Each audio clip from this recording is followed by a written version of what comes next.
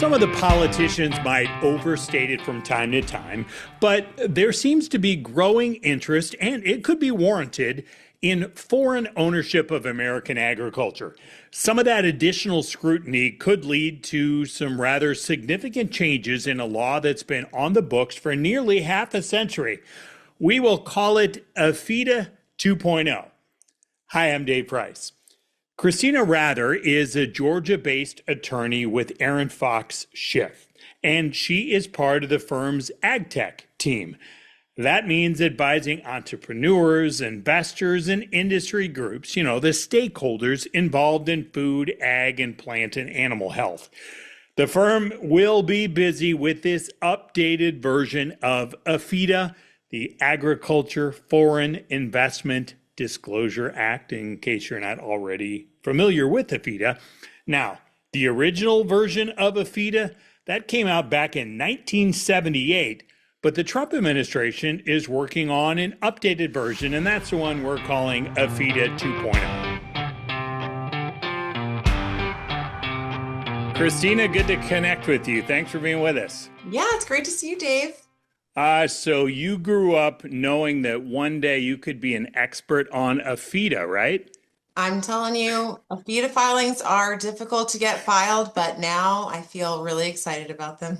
So 6-year-old you is now fulfilled with this. Yep. I grew up thinking government paperwork. I love it. So efficient. Hey, what as you look at this, and we'll get into this, first of all, I should say Agriculture Foreign Investment Disclosure Act. So this is sort of like round two, right? Because the original is almost like half a century old. Yeah, so the original came out in 1978, and it's trying to get information so that the USDA can collect about foreign ownership in agricultural land. I think that it's much more known in these kind of circles, like with agricultural people who are buying a lot of agricultural land and who may have foreign investments. And so they're the people who are definitely going to know, who are going to be listening to this podcast, who are going to be getting kind of information about this proposed rule and about the Farm Bill.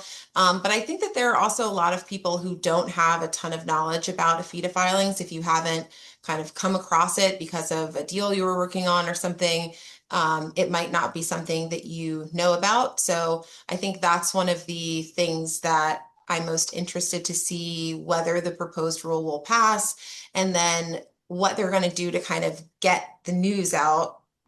Generally just about the fact that AFIDA filings exist, but then that now there are all these new rules and it'll require a lot of people to file. So I think that if they're going to sort of make this much more expanded system, that it's going to have a big PR push to make sure that people know what it is, know whether they are covered by it, and then that they would need to file so that then they're not subject to these sanctions, which have also gotten like pretty increased. I feel like there is so much more focus on foreign ownership of land, maybe going back to those balloons that were flying around from China near our military bases, right? Because it's sort of like, is this happening? Is it not happening? Like, what the heck is going on? And it was hard to get answers on that. And it feels like, and that's been a couple years now, and it feels like there have been different efforts here to try to figure out who owns land. And in some states, it is kind of hard. I live in Iowa. You can't just get on a website and find out these kind of things. Sometimes it's difficult to track who owns what. As you start digging into this, how complex would this can we call this AFIDA 2.0 or whatever? Like, how complex is this, do you think, for landowners to wade through in its present form? Yeah, so in its present form, it's a little bit more simple. So the requirement is for a foreign person, which is a foreign individual, legal entity, or government with the foreign interest of 10% or more in U.S. agricultural land has to make an AFIDA disclosure. So there's a form, it's called the FSA 153 form.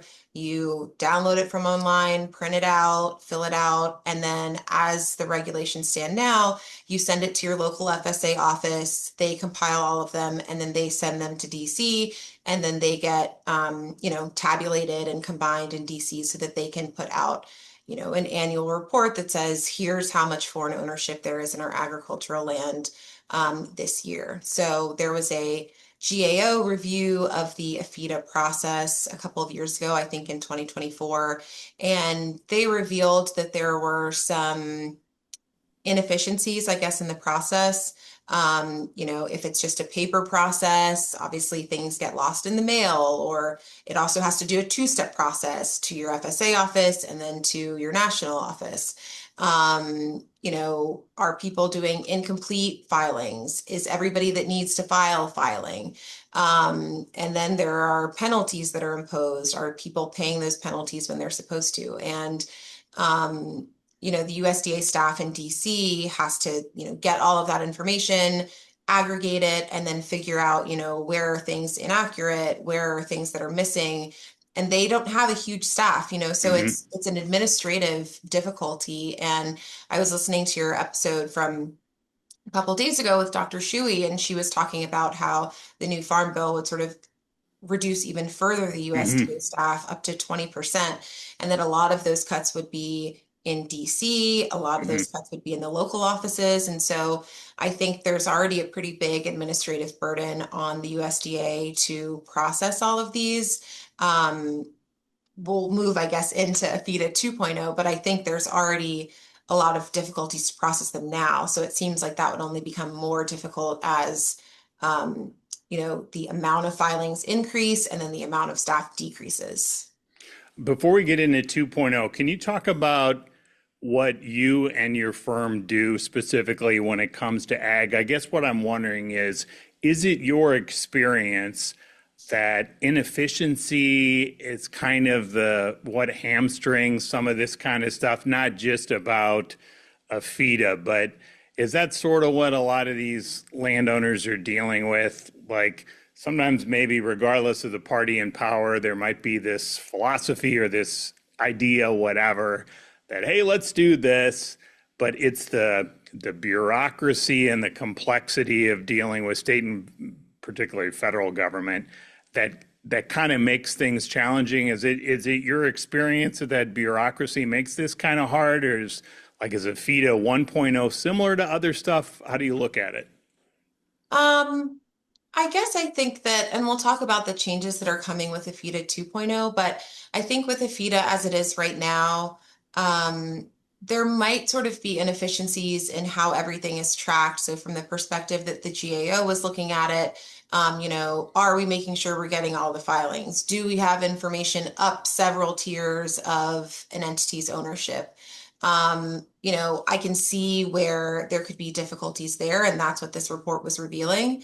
But I think that on the level right now that AFIDA is working for landowners, I think it's a fairly straightforward process. Again, you get the paper form, you get it to the FSA office, sort of like Dr. Shuey was talking about, like lots of people like to go into that local office, ask questions, give something, talk to somebody in person.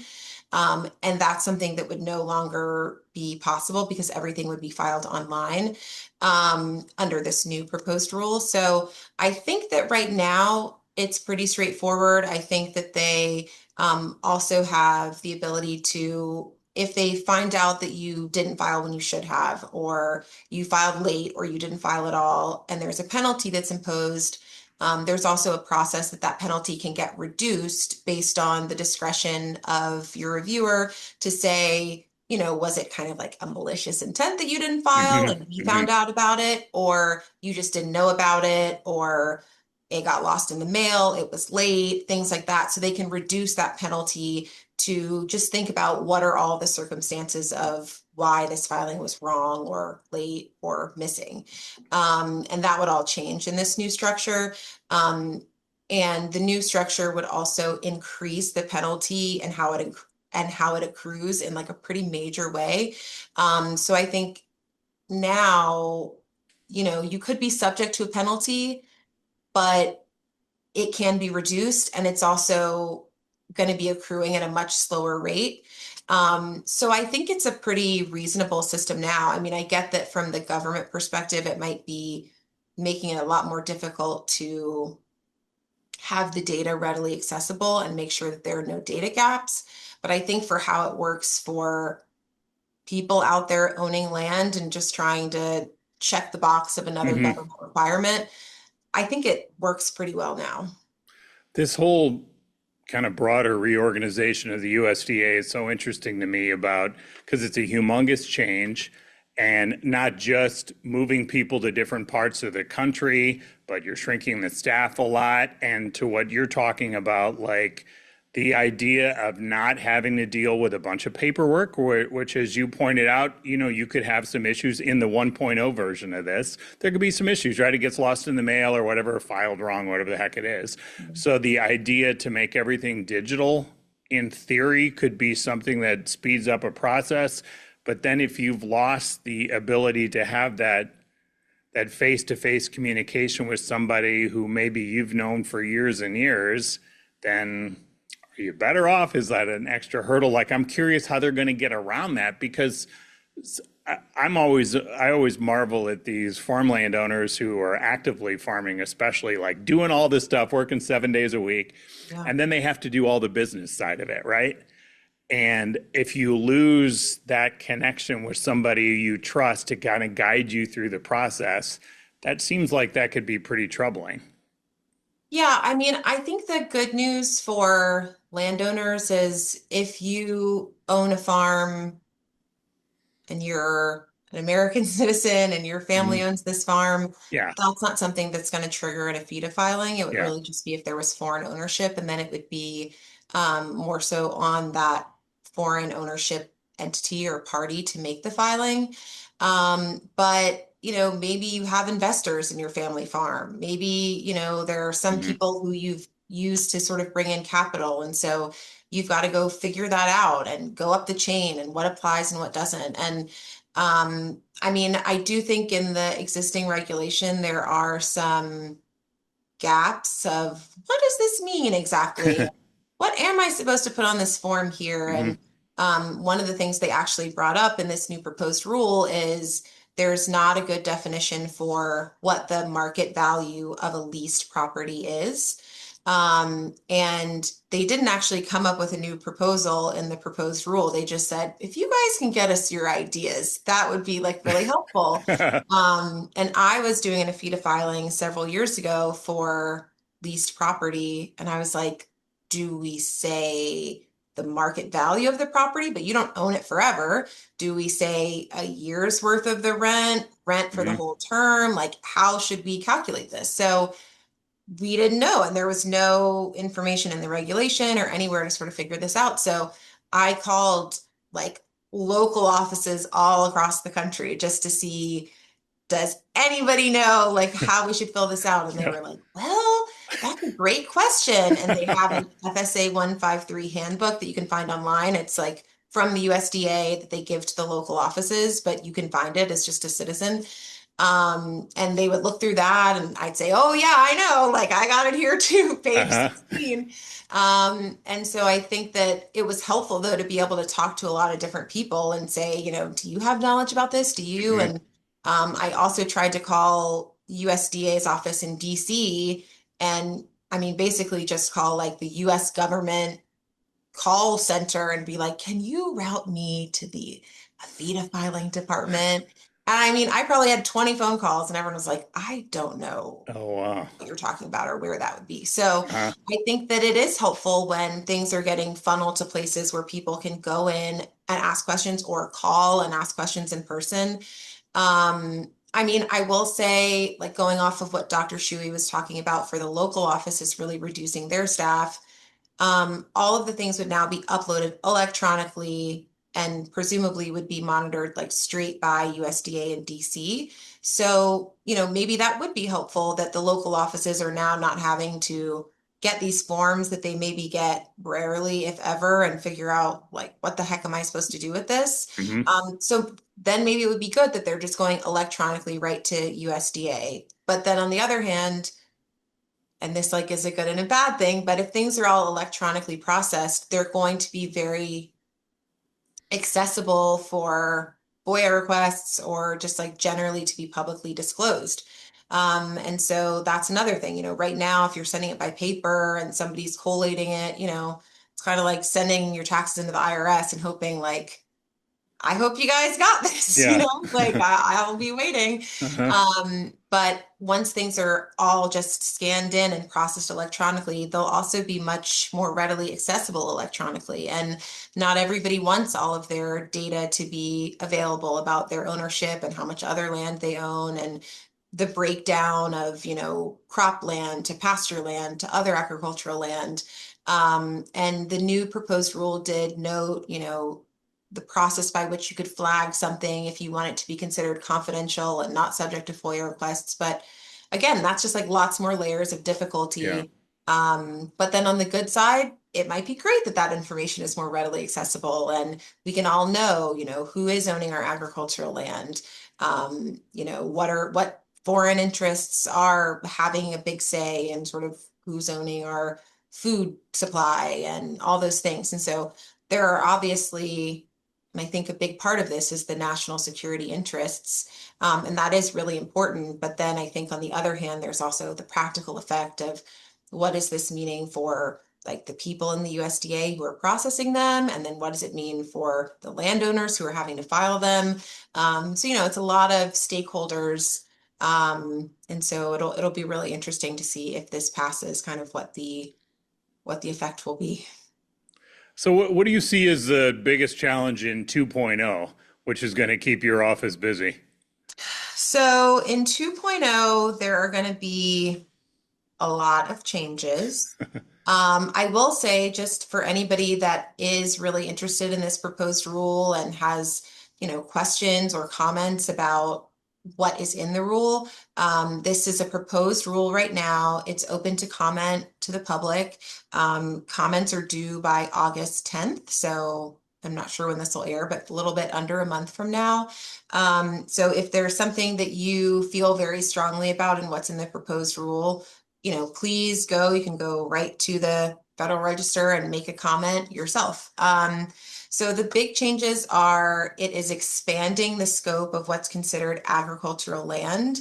And we'll talk about that in a little bit. And then they're also really changing what it means to sort of be in the ownership chain and have a foreign interest. So they're really expanding what that is.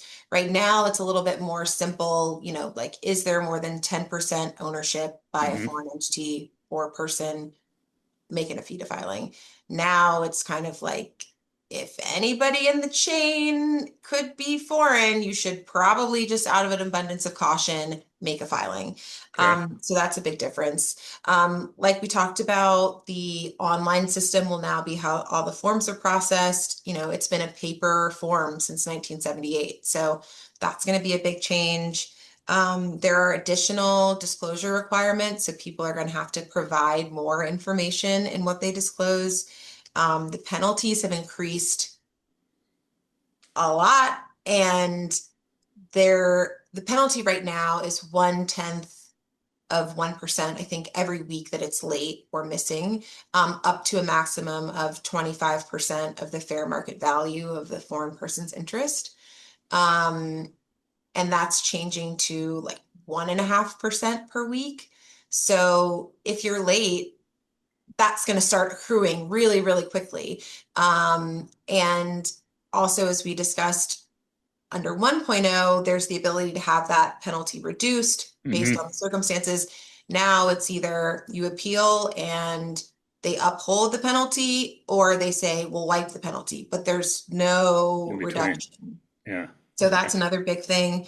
Um, so the other just point, and I'll talk more about 2.0 in a second, but this would have retroactive application. So the way that I generally think of AFIDA filings is that if you transfer land, you have a foreign interest and you sell land, you have a foreign interest and you buy land, or you lease land for longer than 10 years, that triggers a requirement to do an AFIDA filing. So, in the process of all your closing documents and recording the deed, after that, you would say, okay, I've got to go make my AFIDA filing. What it would mean under this proposed rule is it would also apply to current holdings of land. So It's not like if you have a foreign interest now and you don't sell it, and you just keep holding it, you wouldn't have to file. Hmm. You would have to file now. They have talked about like a year-long grace period to kind of let people figure this out, but it would be, I think, very, very massively difficult if you have big holdings of land to go through and figure out each form. What is the market value? How are we breaking down the acres? You know, there's all sorts of information you'd have to figure out and file these forms. And then you're going to have to like put all that together, know that it could be disclosed. I mean, you know, it would be big both for new transactions, but also for anybody that owns land now that has a foreign interest that, you know, triggers this requirement.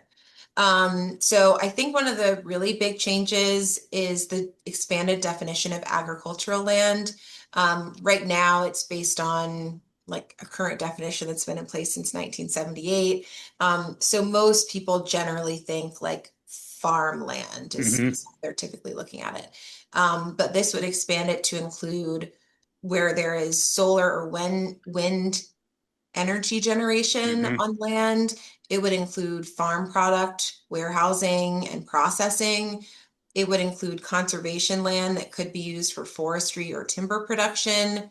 It would include pipeline transportation corridors, agricultural research and development activities, conservation land that could be used for farming and ranching. So it's really going to broaden what is covered. And so again, that applies forward moving for new transactions, but it's also going to mean people that never thought that they would need to file Yeah.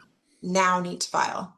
Um, and I mean, they've also noted that the new definition might also include retail, like for grocery or for food service. So, you know, there would just be a lot more property that would be covered by AFIDA 2.0. Um, there also was a set of exemptions under AFIDA 1.0 that they would be getting rid of. So right now, if you own a piece of property that's less than 10 acres and doesn't produce more than $1,000 a year, um, say somebody has a small patch of land and they sell tomatoes from it and they make 50 bucks a week, no need to file. But Hmm. now there would be no exemption for small holdings. So that means, you know, for a small holding of land to figure out all this information and make a Yeah. filing on it, it would be A lot. extraordinarily difficult. So for leasehold interests, currently, if you have a lease for more than 10 years and you have a foreign interest, you'd be required to file. So they're thinking you're going to own the land for a long time. You know, that's kind of like ownership. That should trigger a filing. Under the new regime, it would be a lease for a year triggers the requirement. So the exemption only applies to leases for a year or less. So that's also like if maybe you're just fairly short term and you're coming in there. And again, I wouldn't say that the requirement for a leasehold interest of 10 years is super widely known as much as it would be for a purchase or a sale. And so to shrink that down to Hmm. like leases of about a year would be pretty big. And then right now, there are no AFIDA filing requirements if you have like an easement interest or a right of way. And now that would be covered. So they say if you have an easement to get to agricultural land, you should also file. So again, just when you think of like all the new people this could be covering, it really Yeah. is a lot. And then in addition to the definition for the land holdings, and what constitutes agricultural land, it would also be expanding what's considered ownership that would trigger the requirement. So there are several rules that are like pretty complicated about what's triggering that sort of 10% rule. But one of them is that if there is an aggregation of foreign interests, like a bunch of little people together, and it gets up to 50%, then you would need to file. They're proposing to bring that aggregate down to 10%. And then one of the questions they've asked is, should we bring it down even further to Hmm. 5%? So again, that's just really broadening what would be included. Under the new rule, any beneficial owner, regardless of the amount of interest they possess, would meet the definition of significant interest or substantial control. So they would be required to file. The proposed rule would eliminate a sort of loophole or exemption for shareholders needing to file. Shareholders would now be required to file if they were a foreign person. They've added a definition of shell corporation to try to make sure that people can't, use other entities to kind of block what the foreign ownership Hmm. is. So that's just, again, you've got a bigger scope of agricultural land, a bigger scope of what's, considered an interest that's reportable.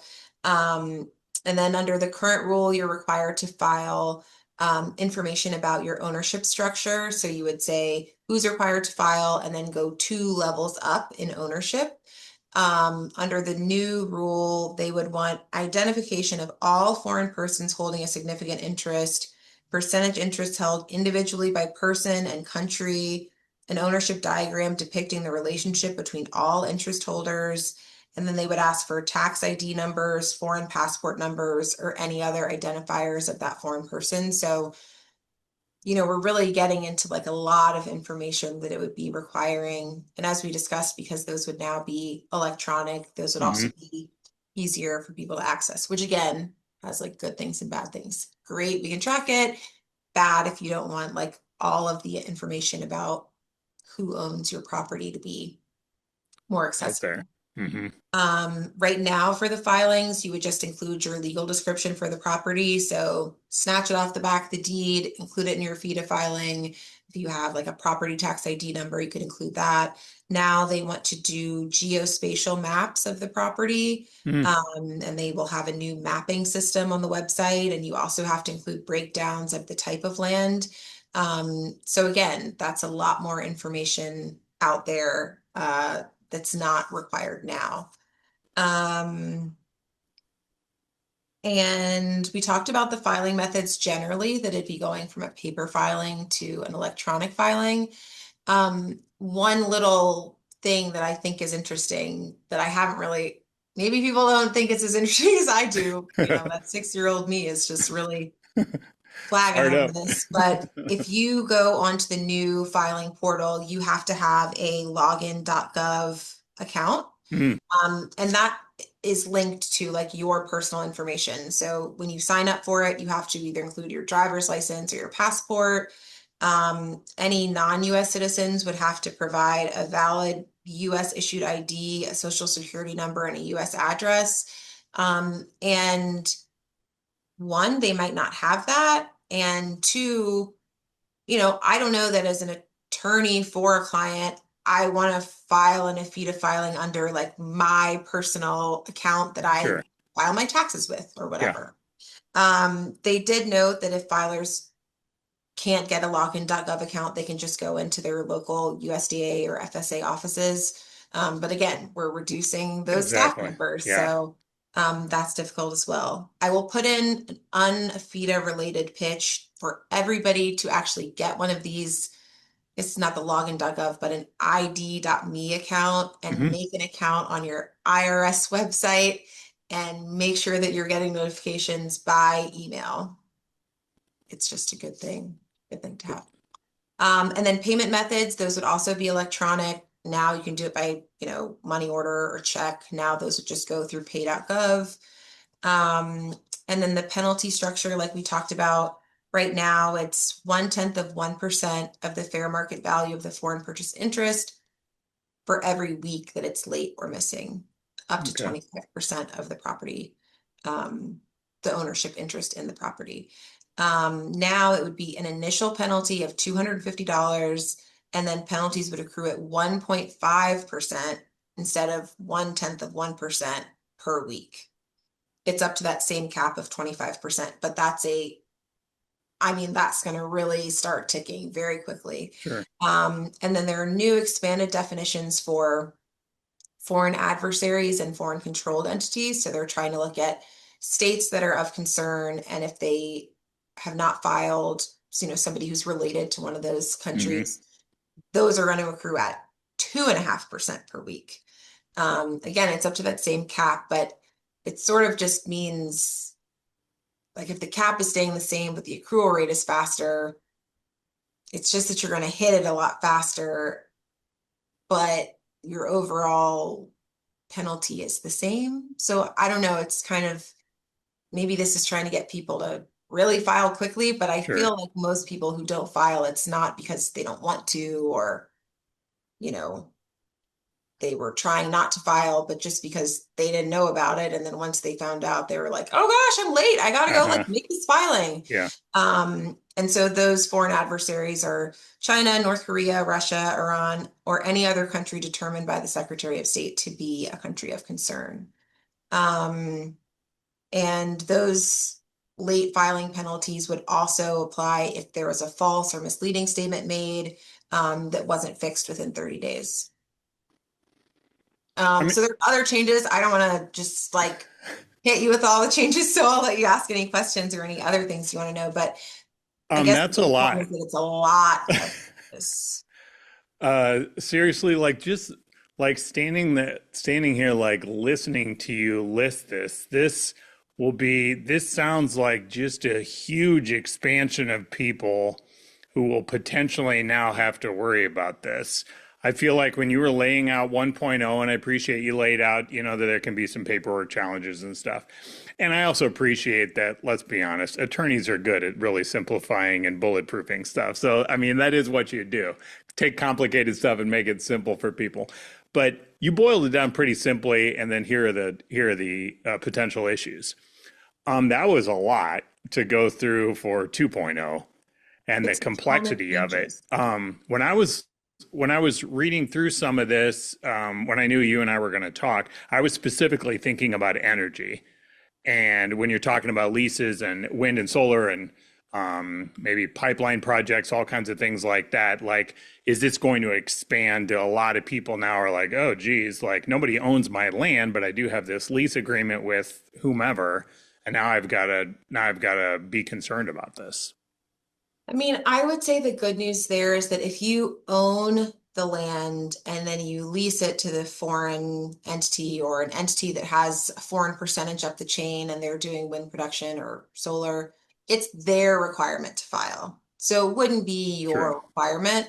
But it just is something that, you would want to think about because you might get a letter in the mail, even though it's not your requirement, that says Hmm. you haven't filed, you now owe a penalty of Yeah, $100,000. And it's not your penalty, but that's a real shock to the conscience. And for then you sure. have to go figure out like, What the why am heck? I getting this? Who's responsible? What's going on? Hmm. So it would not be your responsibility to file in those cases, but I think it would just be important for everybody to kind of know so that you could at least mention it maybe to your tenant and say, hey, in case you have any foreign interests, like make sure you do one of these filings, Hmm. not because there would be sort of liability on you as, a non-foreign owner, but just so you can make sure that everything that's related to your property is, disclosed as it was supposed to be. Okay, so maybe to sum up, like, what's your advice? Because I appreciate we're in the comment period, so things could change. Mhm. And especially if people really reach out with comments about, hey, this is kind of screwed up here, we need to adjust this, whatever. So maybe stuff could change on this. But what's your advice when you have such a major change going from 1.0 to 2.0, besides call you? I know, I know. I mean, I think everybody will just have to think generally like, are there foreign interests I haven't really been thinking about? Hmm. Or, do I have an investor and have I kind of checked to make sure that they're not backed by somebody that I don't know about?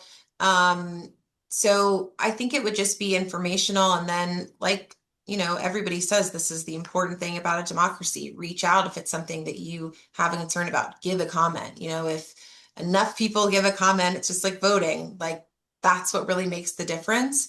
But I do think that it seems like it'll be very challenging for people if they kind of don't know if they qualify now, if they have land holdings that are now included that weren't included before. And then just the process of getting all the filings prepared would be, I think, pretty difficult. So, of course, reach out to me or to my firm if you have questions about it. But I think for right now, it's really, if this is something you're really concerned about, to express it, to make a comment, to make a suggestion. There are several things in the proposed rule where USDA has said, we're not quite sure how to do this. We would like your input. So I think the feeling is that maybe there won't be huge shifts to what's been proposed, but maybe there can be, incremental changes made, or maybe if there is enough interest, there might be huge changes. But I think I just encourage everybody to try to, think critically about how you feel about this level of disclosure, how you feel about having to go back in time and find records for previous things that would now be included. And just, again, the stated purpose of a lot of these new initiatives is for national security goals. And, that is a really important thing to our country's national security. But I just think that this is going to be hard for people to do. And now the penalties are so much more.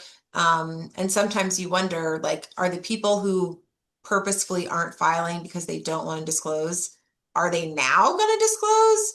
Or are they now just going to like really bury themselves deeper? And now that USDA would be having so many more files to process, is that going to give them enough time to go find these people that are, maliciously not filing? Yeah. I don't know. So, it's just, I think it's a really difficult task. I know that, knowing who owns our agricultural land is a really important thing. We also have the CFIUS review, which I think is also something that's helpful. But I just, it's a hard thing. It's a tough needle to thread. Yeah. And I just think this is going to be a real big challenge. So I hope people will think about how it might affect them or people that they know, and then, look at what this proposed rule is looking to do, and then make a comment if it's something that they feel could be tweaked and made better. Christina, thanks so much for the deep dive into this. We really appreciate it. It's something that I think people are just starting to learn about, so they're going to have numerous questions. And as you mentioned, this is the time to reach out and comment if you do have feedback on this before 2.0 becomes a real thing. Definitely, definitely. All right, well, we appreciate the time. Thanks a lot. Thank you so much.